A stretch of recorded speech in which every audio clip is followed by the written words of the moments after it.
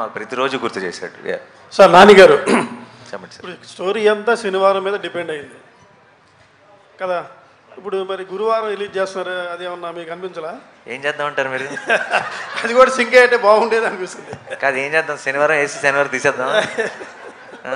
So తప్పదు కదండి, cinema కదండి.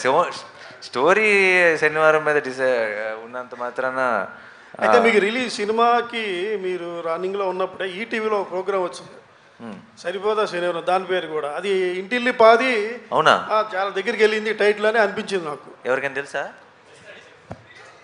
ఉంది ప్రోగ్రామ్. మీకు రేపు వాళ్ళు పిలుస్తారేమో బహుశా. మీరు ఇది క్రియేట్ చేస్తున్నారు, మేము చూసాం ఈటీవీ.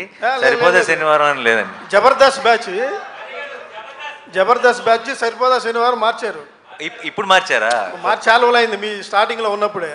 ఓ అవునా? లాస్ట్ మంత్ అది మా వాళ్ళు మార్చారండి. వాళ్ళు ముందు కాదు, మేము ముందు. సో మనం అదే కరెక్ట్. అలాగే ఇందాక సినిమాలో డైలాగ్ ఉంది, పోతారు అందరూ పోతారు అని. దిల్ రాజు గారు కరెక్ట్గా చెప్పారు లేదు నాకు తెలియదు, నేను చెప్తున్నా లేదు. ఆయనకి సింగిల్ థియేటర్లు జనాలు రావట్లేదు అసలు యాక్చువల్గా సినిమాలకి. ఇప్పుడు ఓటీటీ వరకు ఉండకుండా అందరు పోతారు థియేటర్లకి అంటే పోతారు ఓటీటీని అని కాన్సెప్ట్లో దిల్ రాజు గారికి అనిపించిందేమో, నాకైతే అలా అనిపిస్తుంది. పోతారు ఓటీటీ దాకా ఆగరు, అందరు థియేటర్ పోతారు. అదే నాని గారు